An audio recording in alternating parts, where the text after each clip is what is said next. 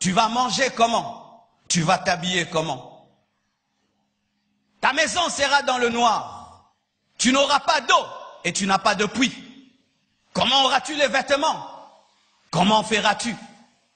Et pendant qu'à la maison on ne mange pas, tes enfants voient le voisin du quartier qui a eu la marque de la bête, il roule carrosse, il a la maison, il a l'électricité, ses enfants vont à l'école, tes enfants commencent à envier ceux qui ont la marque de la bête. Comme en ce temps-ci, il y a des chrétiens qui envient les occultistes.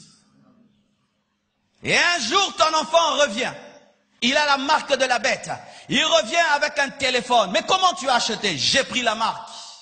Mais sache que la marque de la bête n'est pas seulement une puce électronique, c'est une puce reliée à des démons.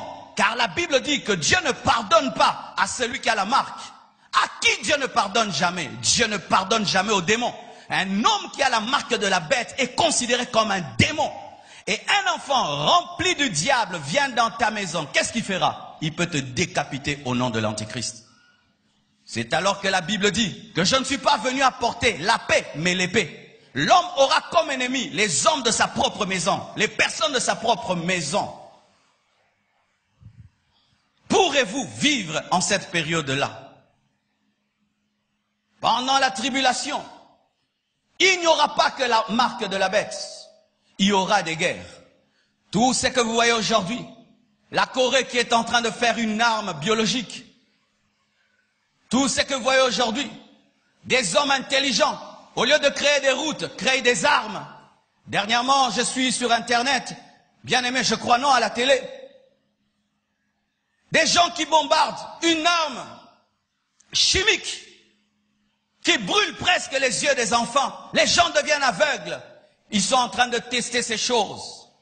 Et les hommes auront la capacité d'envoyer des bombes atomiques dans l'eau, de sorte que l'eau devient amère. Comment vas-tu boire une eau amère? La Bible nous dit que pendant la tribulation, le soleil perdra sa lumière.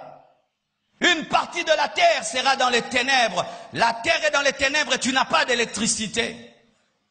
La Bible nous dit que dans la tribulation, des scorpions mordront les hommes, des épidémies, où tu es malade, agonisant pendant 5 mois. Et tu demandes la mort fuit loin de toi. 5 mois d'agonie, rien qu'une malaria d'1 mois, voilà comment nous tremblons. Mais 5 mois de maladie, mais tu cherches la mort et la mort fuit loin de toi. Même si on te tue, tu ne meurs pas pendant 5 mois. Pourriez-vous vivre cela? La Bible nous présente que l'iniquité va croître. Que c'est terrible, frère. Pour ma part, logiquement, si Jésus-Christ revient, et je rate l'enlèvement, mais je me répands, et puis je commence à craindre Dieu, jusqu'à ce que les 7 ans soient passés, et que le millénium arrive. Mais la Bible nous dit que pendant la tribulation, le péché va grandir, de sorte que Golgotha sera appelé Sodome et Gomorrhe. Le lieu où Jésus est mort sera appelé Sodome et Gomorrhe. Le péché va grandir. Chers parents, vous voulez que vos enfants puissent vivre dans un cadre adéquat. Ne ratez pas l'enlèvement, parce que si Jésus s'en va, l'Église, plutôt si l'Église s'en va, le diable aura la permission de répandre ses démons comme jamais. Le monde deviendra une loge, car tous les hommes adoreront le dragon et la bête. Nous fuyons, je ne peux pas entrer dans la rose croix. Le monde entier deviendra une loge, car les hommes seront clairement des adorateurs du diable.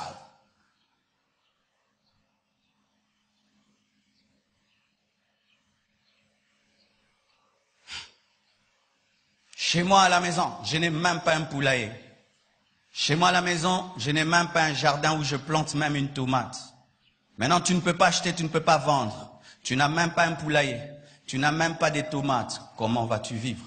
C'est pourquoi je dis ceci aux familles qui vont rester. Achetez beaucoup de jeans.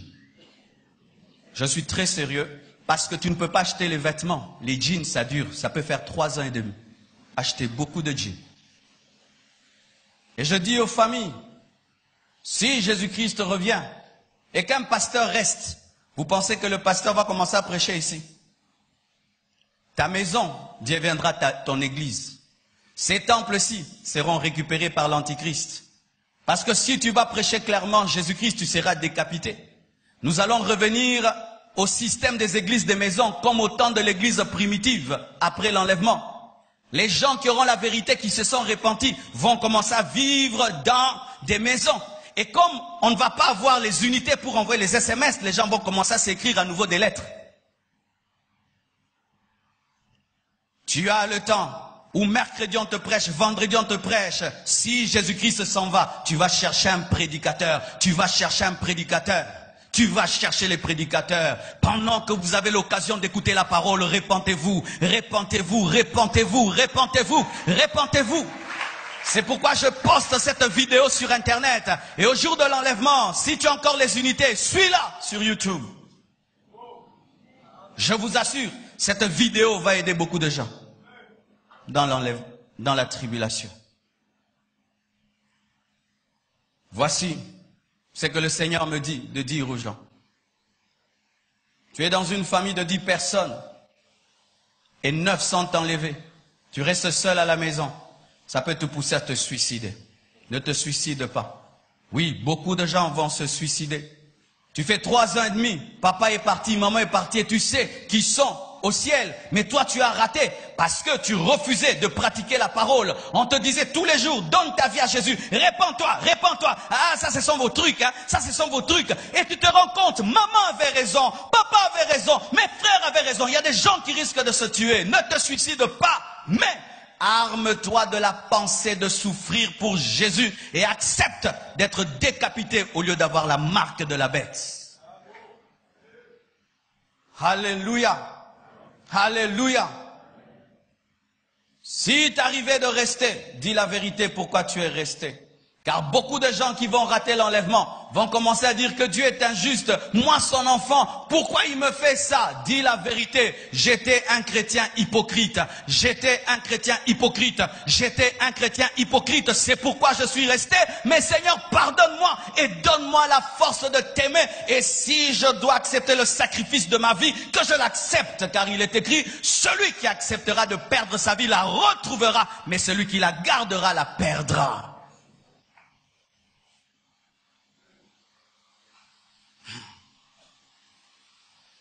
À présent, à vous qui marchez avec Dieu, à vous qui craignez Dieu, pourquoi avez-vous ce comportement et cette attitude envers les frères de vos familles? Vous venez vous écouter une telle parole à l'église et lorsque vous rentrez, vous continuez à vivre comme si vous n'avez rien entendu. Vos frères sont en danger, vos sœurs sont en danger. Cherchez à être des Noé. Noé, quand il a la révélation du déluge, il se bat pour que les gens entrent dans l'arche. Et quand tu as la révélation de l'enlèvement et des choses qui vont arriver, tu te bats assez que tes frères puissent croire en Jésus. Tu ne passes pas ton temps à les insulter. Tu ne passes pas ton temps à les accuser. Tu ne passes pas ton temps à dire qu'ils sont des démons. Mais tu travailles à faire qu'ils puissent croire en Jésus-Christ comme toi pour que tu puisses les retrouver. Chers parents, est-ce que tes enfants seront enlevés? Cher mari, est-ce que ta femme sera enlevée? Tu te donnes à être très spirituel et tu laisses ta femme être charnelle. Tu te donnes à être spirituel, tu laisses tes enfants devant la télévision. Tu te donnes à être spirituel, tu offres tout ce qu'il faut à tes enfants, mais tu ne leur donnes pas Jésus. Tu leur donnes pas Jésus. Tu leur donnes pas Jésus. Si nous pouvions nous battre comme nous nous battons là, à aider nos frères et sœurs, à avoir ceci et cela, mais nous battre pour les amener à se convertir. Tu peux leur envoyer toutes sortes de choses sur Internet, mais tu n'envoies pas des prédications, tu n'envoies pas des messages. Commencez à envoyer à vos frères des messages, à vos frères inconvertis des messages sur WhatsApp, sur Facebook. Remplissez leur boîte avec des vidéos et des prédications. S'ils ne croient pas en toi, une prédication, une vidéo peut changer sa vie. Mais qu'est-ce qui arrive? Je peux envoyer à un homme qui n'est pas de ma famille une vidéo de prédication, mais à mon propre frère, à ma propre sœur, nous n'arrivons pas à le faire. Nous sauvons les autres, sauf les membres de nos familles. Très à l'aise à prêcher aux autres, mais pas aux membres de nos familles. Très à l'aise à envoyer des vidéos de conversion, de prédication aux autres, mais pas aux membres de nos familles. Alléluia. Alléluia. Voici mes frères et sœurs. J'ai compris ceci, que souvent nos églises sont comme des mauvaises écoles. Vous savez, dans une école moins sérieuse, le promoteur se contente d'avoir une foule, même s'il sait que cette foule ne va pas avoir l'examen d'État. Mais dans une école sérieuse, ce n'est pas la foule qui compte, mais c'est le nombre des personnes qui ont le diplôme pour faire 100%. Et dans une église, lorsqu'on est nombreux comme ça, et qu'on ne suit pas votre spiritualité, on est comme une école qui aime brandir, nous sommes autant d'élèves, mais après c'est le néant. Mais vaut mieux une petite école de 10 personnes, mais qui aura 100%, qu'une grande école de 1000 personnes qui aura néant. C'est pourquoi mes frères, si les hommes de ce monde sont intelligents, en matière d'éducation, à l'université, qu'est-ce qui se passe? On donne un examen et le professeur sait que l'examen était tellement haut et il connaît le niveau intellectuel de ses étudiants. Il dit qu'il y aura une deuxième session et pendant la deuxième session, il prépare un examen pour les aider à comprendre ce qu'ils n'ont pas compris. Et Dieu aussi. Il dit qu'il y aura l'enlèvement, mais après l'enlèvement, ceux qui vont rester, s'ils gardent la foi et se répandent et refusent la marque de la bête et acceptent même de mourir, ils vont ressusciter pour entrer dans le millénium. Nous, l'Église, nous prêchons quoi? L'enlèvement et nous prêchons le millénium, mais nous ne prêchons jamais la période de 7 ans, alors que pendant la période de 7 ans, la Bible dit qu'il y aura un peuple tellement nombreux qu'on ne peut les compter. Qu'est-ce que je veux dire? Nous ne devons pas faire semblant.